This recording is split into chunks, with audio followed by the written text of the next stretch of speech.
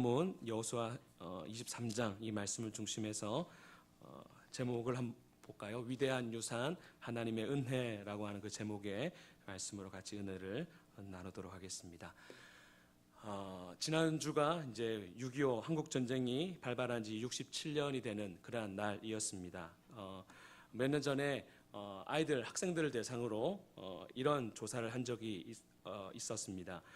6.25 한국 전쟁이 남침이냐 북침이냐라고 하는 이 질문에 대한 것이었습니다. 남침입니까 북침입니까?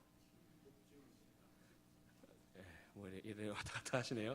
그러니까 아이들도 여기에 조금 헷갈려하는 애들이 있었던 것 같습니다. 그래서 아이들 가운데에 6.25 전쟁은 북침이다라고 하는 그 퍼센테이지가 35.1%. 우리 같으면 거의 100%가 다 나와야 되는데 아이들 가운데 이제 이런 것이 있었다라고 하는 거죠. 왜냐하면 이 남침과 북침이라고 하는 이 말 자체에 주체가 분명하지 않기 때문에 그렇다라고 하는 거죠. 우리 한자로 남침이라 하면 두 가지 뜻이 가능합니다. 남한이 침략했다, 남한으로 침략했다. 두 개가 다 되죠, 그렇죠? 그러니까 아이들도 이걸 보면서 이 말이 남한이 침략했다는 말인지 남쪽으로 침략했다는 말인지 이게 헷갈리니까 아이들이 그렇게 나온 거죠. 그런데 이 결과를 보면서 어른들이 큰일이다. 뭔 애들이 이렇게 학교에서 어떻게 교육을 시키길래 아이들이 이렇게 답을 하는가라고 하면서 조금 논란이 됐던 적이 있었습니다. 그래서 다시금 국방부에서 이렇게 조사하면서 문제 항목을 이렇게 만들었습니다. 6.25 한국 전쟁은 북한의 남침으로 일어났다. 이제 그렇게 분명하게 문제를 내니까 아이들 가운데 거의 100% 6.25 전쟁은 북한이 일으킨 것이다. 이제 그렇게 답했다라고 하는 겁니다. 이걸 보면 참 이 역사를 교육하는 것이 얼마나 참 중요한 건가, 참 소중한 것이다라고 하는 것을 우리가 알게 됩니다. 그런 가운데에 또한 우리 예수 믿는 사람으로서 우리가 또 놓치지 말아야 될 교육의 하나가 무엇인가 하면 바로 신앙교육, 우리 다음 세대들, 우리의 후손들에게 믿음을 잘 전수하는 것이 그 무엇보다 중요하다라고 하는 것입니다. 저는 그 중에서 여러 가지 물론 우리가 교리도 필요하고 여러 가지 많은 것들을 우리 자녀들에게 자손들에게 가르쳐야 되지만 저는 분명한 하나 이것은 분명히 가르쳐줘야 된다고 생각하는 것이 무엇인가 하면 하나님의 은혜라고 하는 것입니다. 하나님의 은혜. 우리 개인이 호흡하는 것부터 시작해서 이 나라 이 민족이 전쟁으로 잿더미가 됐던 이 나라 이 민족이 이만큼 살아오게 되고 이만큼 살게 된 것이 무엇 때문이라고 하는 것이죠? 하나님의 은혜라고 하는 이 사실을 우리가 후손들에게 전해주는 것만큼 중요한 일이 있을까라고 하는 그 생각을 해본다라고 하는 것입니다.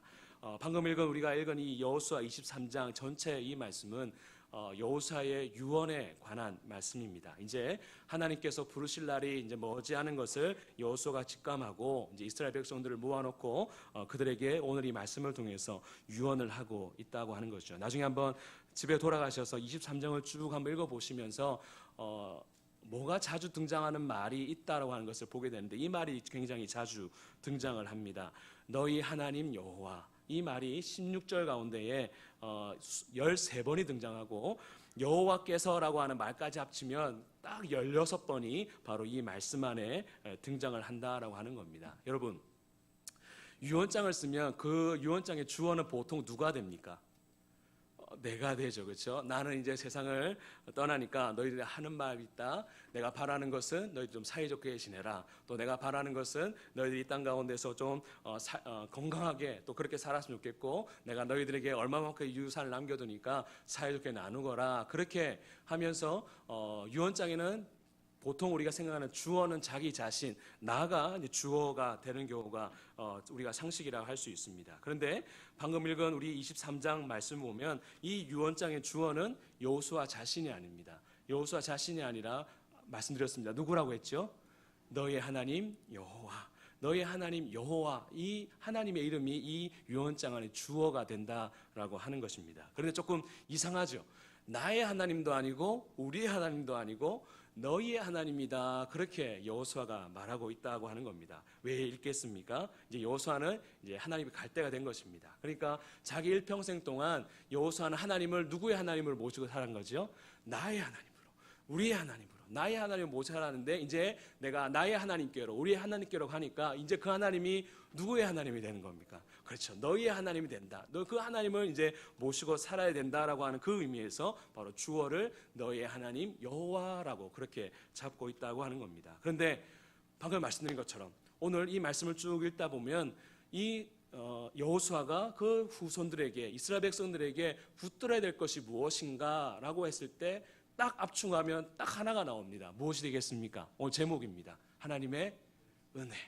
하나님의 은혜밖에 없다. 우리 인생을 살아가는 데 있어서 정말로 우리가 이 땅 가운데 호흡하며 또한 우리의 가정을 일으키며 이 나라 이 민족이 강건해지기 위해서 붙들어야 될 것, 공로도 아니고 우리 업적도 아니고 돈이나 물질도 아니라 하나님의 은혜밖에 없다라고 하는 이 사실을 바로 오늘 이 말씀을 통해서 여호수아가 증거하고 있다라고 하는 것입니다. 그래서 이 여호와 하나님의 은혜만 붙들면 어떻게 되는 것입니까? 강대한 나라로부터 그 하나님께서 너희를 보호해 줄 것이고 또한 너희들이 일당천의 일을 감당하는 그러한 능력 있는 그러한 민족, 능력 있는 사람이 될 것이다 라고 하는 이 말씀을 바로 이 여호수아 23장 말씀을 통해서 하고 있다라고 하는 겁니다. 그런데 오늘 말씀에 보면 딱 한 번 여호수아가 내가 한 게 이게 있다 말하고 있는 것이 있습니다. 우리 4절 말씀을 한번 읽어보시겠습니다. 4절입니다. 보라, 내가 요단에서부터 해지는 쪽 대까지에 남아있는 나라들과 이미 멸한 모든 나라를 내가 너희를 위하여 제비 뽑아 너희의 지파에게 기업이 되게 하였느니라. 여기서 여호수아가 내가 한 일 딱 하나가 있다고 하는 거죠. 뭐 했다는 겁니까? 제비 뽑는 일 자기가 했다는 겁니다. 제비 뽑는 거 자기가 했고 나머지 땅을 차지하는 모든 일도 누가 하셨다고 하는 거죠? 하나님께서 하셨다는 겁니다. 그런데 우리가 알듯이 여호수아가 제비 뽑고 가만히 있었습니까? 전쟁에 나갔습니까? 목숨 걸고 전쟁에 나갔습니다. 그러면 내가 이만큼 했다, 내가 이만큼 수고해서 이만큼 우리가 땅을 얻게 되었다, 내가 했다 그렇게 말할 수 있는 건 아니겠습니까? 그렇게 말한다고 해서 누군들 여호수아를 향해서 교만해가지고 자기 자랑한다 그렇게 말할 사람 아무도 없을 겁니다. 그런데 여호수아는 오늘 이 본문 말씀에서 내가 한 것은 뭐밖에 없다는 거죠? 제비 뽑은 것이고 이 나라를 일구고 이 나라를 강건하게 하신 분은 누구밖에 없다라고 하는 겁니까? 하나님밖에 없으시다라고 하는 겁니다. 여러분, 정말 하나님의 은혜를 아는 사람은 바로 이러한 고백을 할 수밖에 없다고 하는 거죠. 내가 지금까지 살아오고 가정을 일구고 교회를 일구고 나라 일구는 거 물론 내가 열심히 노력했고 어쩌면 목숨까지 내걸고 이렇게 해왔지만 결국에 하나님의 은혜를 우리가 기억하고 생각해 보면 내 노력이 하나님의 은혜에 비하면 큽니까 작습니까? 작죠. 아무것도 아니라는 것을 느끼게 되고 내가 이렇게 할 수 있었던 그 모든 배경에는 무엇밖에 없었다고 하는 것을 고백할 수밖에 없는 거죠. 하나님의 은혜밖에 없다라고 그렇게 고백할 수밖에 없는 것입니다. 바로 그러한 의미에서 여호수아는 하나님의 은혜를 정말로 체험한 사람이죠. 자기가 목숨 걸고 이 나라를 위해서 수고했지만 하나님의 은혜를 생각해 보니 그의 인생을 돌아보면서 하나님의 은혜를 생각해 보니 내가 수고한 것은 단지 그냥 제비 뽑은 거 이 정도고 그 모든 것을 하나님께서 해주셨다라고 하는 그 고백을 하면서 그 후손들에게 너희들이 이 땅 가운데서 붙들어야 될 것은 무엇밖에 없다는 겁니까? 하나님의 은혜밖에 없다. 하나님의 그 도우심, 우리가 물론 교리도 필요하고 여러 가지 지식도 많이 필요합니다만 그러나 우리가 믿음의 자녀들에게 반드시 물려될 것이 무엇인가 하면 바로 우리의 자녀들이 하나님의 은혜를 구하는 것. 우리 엄마, 아빠, 할아버지, 할머니가 정말 하나님의 은혜를 그렇게 구하며 살았던 것처럼 우리도 하나님의 은혜를 구하며 살아야겠구나. 사실 이것이 우리의 그 모든 것일 수 있다라고 하는 것입니다. 바로 그것을 여호수아가 깨닫고 바로 이렇게 고백하고 있다고 하는 것이죠. 특별히 오늘은 맥주 감사 주일입니다. 우리가 하나님의 은혜를 기억하며 감사하지 않습니까? 그런데 유대인들은 이 맥주 감사절이 되면 늘 이런 기도로 하나님 앞에 드린다고 합니다. 화면을 준비했는데요.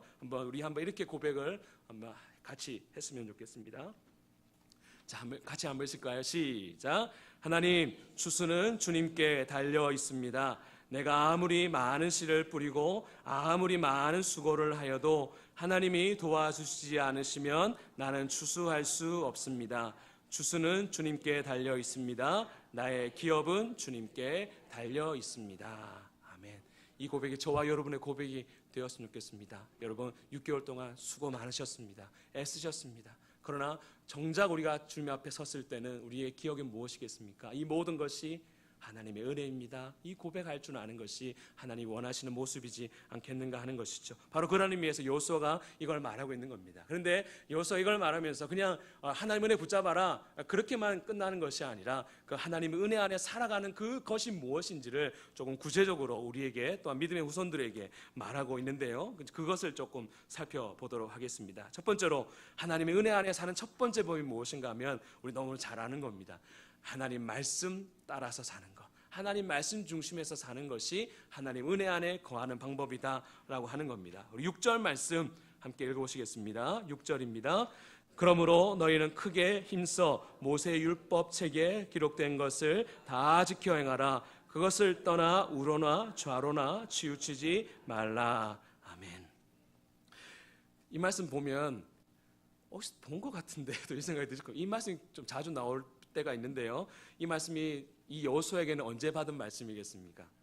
여호수아가 모세를 이어서 지도자가 됐을 때, 한 25년 전에 그 여호수아가 모세를 다음으로 지도자가 됐을 때 바로 이 동일한 말씀을 받게 됩니다. 그런데 이 말씀을 지금 자기가 죽어가는 그 순간에 믿음의 후손들에게 남기고 있다라고 하는 거죠. 오직 너는 마음을 강하게 하고 극히 담대하게 하여 나의 종 모세가 네게 명한 율법을 다 지켜 행하고 좌로나 우로나 치우치지 말라. 그리하면 어디로 가든지 형통하리라. 이 말씀 그 받은 그대로 오늘 여호수아가 또 후손들에게 전달하고 있다고 하는 겁니다. 왜 이렇게 전달하고 있겠습니까? 말씀대로 살아봤더니 이 말씀이 진짜다 가짜다 할 때 뭐겠습니까? 진짜더라. 하나님 말씀 붙들고 살아봤더니 때로는 나를 하여금 흔들려고 하는 많은 유혹들과 사람들이 있었지만 그 가운데서 내가 이 말씀의 중심을 붙들고 한 걸음 한 걸음 살아왔더니 결국에는 그 모든 것이 합력하여 선이 되도록 하나님께서 내 삶을 인도하셨다. 그러니까 너희들도 나처럼 하나님 말씀 좌로나 우로나 치우치지 말고 그 하나님 말씀 붙들고 살아갔으면 좋겠다라고 하는 그 말씀을 바로 유언으로 남기고 있다라고 하는 것입니다. 여러분 물론 이런 경우도 있을 거라 생각합니다. 내가 그렇게 못 살았으니까 너희도 그렇게 살아라. 너희라도 그렇게 살아라 말할 수 있다라고 생각합니다. 그러나 우리는 그런 것이 아니라 여호수아는 자기가 그렇게 살아본 거죠. 그렇게 하면 하나님 앞에서 아둥바둥 한번 그렇게 한번 살아보려고, 물론 완벽하게 살았다라고 말할 수는 없을 겁니다. 그것도 넘어질 때가 있었고 유혹 때문에 힘들어할 때가 있었겠지만 그럼에도 불구하고 하나님 말씀을 한번 따라보려고 애를 쓰는 그 과정 가운데에 하나님 말씀이 진리구나, 하나님 말씀이 맞구나라고 하는 것을 그의 삶으로 체득을 했고 바로 그것을 믿음의 후손들에게 전달하고 있다라고 하는 것이죠. 여러분 우리는 언젠가 세상을 떠난 날이 우리에게 올 것입니다. 여러분 제가 예언할게요. 여기 다 계신 분들 다 하나님 나라 갈 겁니다. 그렇죠? 그렇죠? 저는 영원히 살 겁니다. 이 땅 가운데서 지금은 아무도 없을 거라 생각합니다. 그런 가운데에 하나님께서 우리에게 그 유언할 수 있는 기회를 우리에게 주신다라면 여러분 어떠한 고백을 하며 세상을 떠나길 원하십니까? 뭐니 해도 돈이 최고다.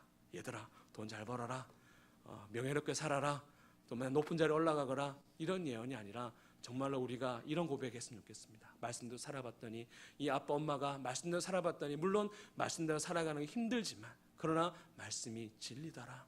이 말씀대로 살아갔으면 좋겠다. 이렇게 우리가 고백해낼 수 있다라면 우리가 높은 자리에 못 올라갔다 할지라도 우리가 재산을 많이 물려주지 못할다 할지라도 우리 자녀들이 하나님의 은혜가 있구나, 하나님의 은혜를 붙잡는 것이 맞구나라고 하는 이것만 깨닫는다라면 여러분 그 가문, 그 가정은 하나님께서 인도해 줄 줄로 믿습니다. 저와 여러분들이 이러한 하나님 말씀을 따라서 살아가실 수 있는 저와 여러분들이 될 수 있기를 바랍니다. 두 번째로 우리가 하나님 은혜 가운데 사는 법은 무엇인가 하면 하나님을 가까이 하는 겁니다. 우리 8절 말씀 한번 읽어보시겠습니다. 8절입니다. 오직 너희의 하나님 여호와께 가까이 하기를 오늘까지 행한 것 같이 하라. 이전 성경에서는 가까이 하라를 친근하게 하라, 하나님과 친근하게 지내라 그렇게 말합니다. 이때 히브리 말이 다바크라고 하는 말이 가까이 하는 말인데 어느 정도 가까이인가 하면 착 달라붙는 겁니다. 하나님 앞에 착 달라붙어 살아가는 것, 바로 그것이 하나님을 가까이 하는 삶이다라고 하는 겁니다. 그런데 오늘 말씀 왜 이렇게 여호수아가 그렇게 말하는가 보니까 7절에 보면 하나의 걱정이 하나가 있었습니다. 어떤 걱정인가 하면 내가 떠나게 되면 이스라엘 백성들이 하나님을 안 섬기고 누구를 섬길까 봐 걱정이 된 거죠. 우상을 섬길까봐, 가나 우상을 섬겨서 하나님을 등질까봐라고 하는 그런 걱정이 있었습니다. 그래서 그 걱정하는 마음에 너희들 정말 하나님으로부터 은혜를 경험하고 싶다라면 너희들 하나님을 어떻게 하라는 거죠? 쫙 달라붙어서 하나님과 딱 가까이에서 그렇게 살아야 한다, 그렇게 말하고 있다라고 하는 것입니다. 여러분, 우리도 마찬가지입니다. 우리가 이 땅 가운데서 하나님의 은혜를 누리기를 원한다라면 어떻게 해야 됩니까? 하나님과 가까이 하는 것입니다. 하나님께 쫙 달라붙어 살아가는 그런 인생을 살아가는 거죠. 그것을 오늘 본문의 맥락을 따라서 보면 하나님을 가까이 하는 것이 무엇인가라고 했을 때 우상을 섬기는 것 반대가 무엇이겠습니까? 하나님을 섬기는 것, 하나님을 예배하는 것, 하나님을 기쁘시게 해드리는 이 삶이 바로 하나님의 은혜를 누릴 수 있는 그 삶이다라고 하는 것입니다. 그렇기 때문에 여러분, 예배를 소홀히 여기지 마십시오. 공적 예배뿐만이 아니라 우리의 여러 가지 개인적인 예배에 있어서 그 예배 가운데 하나님의 은혜를 사모하는 그 여러분 열정들과 간절함이 있어질 수 있기를 바랍니다. 아이고, 그냥 오늘 앉아서 예배 견디다가 와야지. 여러분, 우스갯소리로 예배하러 오시는 분들을 늘 머릿속에 생각하는 것이 무엇인지 아십니까? 집에 갈 생각. 그런 거 하지 마시고, 우리가 예배에 왔으면 우리가 하나님을 만나고 가겠다, 하나님 은혜를 경험하겠다라고 하는 그런 간절한 마음으로 그 사모하는 그 간절한 모습들이 우리 가운데 있을 때 하나님을 그 은혜를 누릴 수 있게 되고, 그 하나님의 은혜를 간절히 사랑하는 그 모습들을 그 등 뒤에 있는 누가 보겠습니까? 우리의 자녀들, 우리의 다음 세대들이 그것을 보고 배운다라고 하는 것이죠. 그래서 우리가 아는 시편 73편 28절 말씀 가운데에 이렇게 말씀합니다. 하나님께 가까이함이 내게 무엇일까요? 복이라. 하나님께 가까이 하는 것이 우리 인생의 가장 큰 복이다라고 하는 이 사실을 우리에게 말하고 있는 거죠. 그래서 오늘 본문에 보면 바로 이렇게 말하고 있는 겁니다. 그래서 그렇게 하면 어떻게 되는가? 우리 9절 10절 말씀도 한번 연이어서 한번 읽어보시겠습니다. 9절 10절 말씀입니다. 이는 여호와께서 그들을 너희의 앞에서 쫓아내셨으므로 오늘까지 너희에게 맞선 자가 하나도 없었느니라. 너희 중 한 사람이 1000명을 쫓으리니 이는 너희의 하나님 여호와 그가 너희에게 말씀하신 것 같이 너희를 위하여 싸우심이라. 아멘. 어떻게 하면요? 하나님을 가까이 하면 하나님께서 우리 강대한 나라로부터 보호해 주시고 또한 우리가 1000명을 감당할 수 있는 그러한 능력을 우리에게 주시겠노라 약속을 하시고 있는 것이죠. 그래서 저 여러분들이 이런 하나님, 살아계신 그 전능하신 그 하나님을 가까이 하실 수 있기를 바랍니다. 마지막 세 번째로 우리가 하나님의 은혜에 사는 법 무엇인가 하면 하나님의 은혜를 소중하게 여기는 것, 바로 이것이 바로 세 번째 비결이다라고 하는 겁니다. 우리 13절 말씀 우리 마지막으로 한번 읽어보시겠습니다. 13절입니다. 확실히 알라. 너희 하나님 여호와께서 이 민족들을 너희 목전에서 다시는 쫓아내지 아니하시리니 그들이 너희에게 올무가 되며 덫이 되며 너희 옆구리에 채찍이 되며 너희의 눈에 가시가 되어서 너희가 마침내 너희의 하나님 여호와께서 너희에게 주신 이 아름다운 땅에서 멸하리라. 아멘. 확실히 알라가 무슨 말이겠습니까? 조심해라, 주의해라 이겁니다. 마치 우리 과자에 보면 주의사항 이렇게 해가지고 여러분 방부제가 안 든 음식은 이런 경고물이 늘 있죠. 개봉 즉시 뭐라고 돼 있습니까? 냉장고에 넣든지 빨리 드십시오. 왜 그렇습니까? 빨리 상할 수 있으니까 그렇다라고 하는 겁니다. 그런데 어머니는 말해서 하나님의 은혜가 이럴 수 있다고 하는 겁니다. 우리가 하나님의 은혜를 받았는데 하나님의 은혜를 소중하게 안 여기면 그 하나님의 은혜가 결국에는 부패해서 화가 된다라고 하는 겁니다. 오늘 우리 읽은 말씀 가운데 16절 후반부에 이렇게 말하고 있습니다. 너희에게 주신 아름다운 땅에서 너희가 뭐 한다고 말하고 있죠? 속히 멸망하리라. 그러니까 음식으로 말하면 속히 상해버린다. 왜? 뭘 하면요? 소홀하게 여기면, 하나님의 은혜를 등한시 여기고 우상을 섬기든지 하나님을 멀리하면 하나님이 주신 그 은혜가, 그 가나안 땅이 오히려 우리에게 화가 되어진다라고 하는 것을 그렇게 경고하고 있다고 하는 것입니다. 결국 이것을 통해서 여호수아가 말하고자 하는 것이 무엇인가 하면 하나님의 은혜를 소중히 여기는 마음, 하나님의 은혜를 우습게 여기는 그러한 마음이 아니라 하나님의 은혜를 소중히 알고 또 하나님의 은혜를 얻고자 하는 그러한 간절한 마음, 그 사모하는 마음들을 우리가 가져야 된다라고 하는 이 사실을 우리 가운데 보여주고 있다고 하는 것입니다. 사랑하는 여러분, 이런 하나님의 은혜를 누리실 수 있기를 바랍니다. 여러분 누리실 수 있기를 바랍니다. 누리려면 어떻게 해야 할까요? 간절한 마음이 있어야 합니다. 소중히 여기는 마음, 사모하는 마음이 있어야 된다라고 하는 것입니다. 그런데 그것이 왜 중요한가 하면 우리의 후손들이 우리의 모습을 본다라고 하는 겁니다. 우리 자녀들에게 야, 하나님 은혜 중요하다, 하나님의 은혜가 중요하다, 그 말로써 아는 것보다 사실은 무엇이 더 중요하겠습니까? 인생의 어려움이 찾아오고 고난이 찾아올 때 내 부모님이 새벽에 일어나서 그 하나님의 은혜를 구하고자 엎드리며 눈물 흘리며 그 간구하는 그 모습을 누가 보겠습니까? 우리의 자녀들이 보고 후손들이 보게 됩니다. 그래서 그들이 일반적인 상황에서는 그런 것을 느끼지 못하지만 그들의 인생에 어려움이 닥쳤을 때 그들이 무엇을 구하며 나오겠습니까?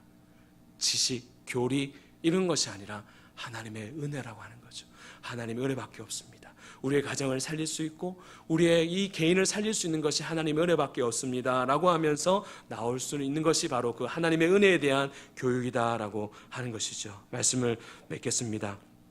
지금 저와 여러분들이 이렇게 건강하게 호흡할 수 있는 것 무엇입니까? 하나님의 은혜입니다. 또 우리 대한민국이 이렇게 부강한 나라가 될 수 있었던 것 무엇 때문입니까? 하나님의 은혜입니다. 그렇다면 지금 우리에게 필요한 것 또한 무엇이겠습니까? 하나님의 은혜이겠죠. 또한 우리가 우리 후손들에게 갖춰야 될 것이 또 무엇이겠습니까? 돈도 아니고 명예도 아니고 유산도 아니고 무엇밖에 없다고 하는 거죠. 하나님의 은혜다라고 하는 것입니다. 그것을 우리의 삶으로 보여주십시다. 우리가 하나님의 은혜를 사모하고 하나님 앞에서 엎드리면서 그 눈물로서 지셀 때 하나님께서 그걸 통해서 우리의 가정 가운데 하나님의 은혜가 흘러갈 수 있도록 우리 가운데 역사해 주실 줄로 믿습니다. 그러한 은혜를 사모하기를 원해서 우리가 오늘 말씀을 정리하면서 첫 번째가 무엇이었습니까? 하나님 말씀을 따라 하나님 말씀 중심에서 사십시오. 여러분 다 지키지 못한다는 거 저도 알고 여러분도 알고 누구도 아십니까? 하나님도 아십니다. 하나님은 아시기 때문에 애쓴다는 것 주님도 아십니다. 그리고 우리 자녀들도 압니다. 아, 우리 부모님 하나님 말씀대로 살려고 애를 쓰시는구나. 그거 본다라고 하는 거죠. 바로 그것 우리에게 필요하다라고 하는 겁니다. 두 번째가 무엇이죠? 하나님을 가까이 하는 것입니다. 쫙 달라붙어 살아가십시오. 그렇게 사는 거 우리에게 주신 은혜라고 하는 거죠. 또 마지막 세 번째, 하나님의 은혜를 소중히 여기는 것. 우습게 여기지 마십시오. 감사하며 소중히 여기며 살아갈 때 하나님께서 우리의 삶 가운데 더 큰 은혜가 부어지도록 인도해 주실 줄로 믿습니다. 하나님 그런 은혜를 가지고 우리에게 주신 이 귀한 하나님의 은혜를 귀한 유산으로 우리 후손들에게 물려줄 수 있는 저와 여러분들 다 될 수 있기를 주님의 이름으로 축복합니다. 아멘. 잠시 기도하시겠습니다. 하나님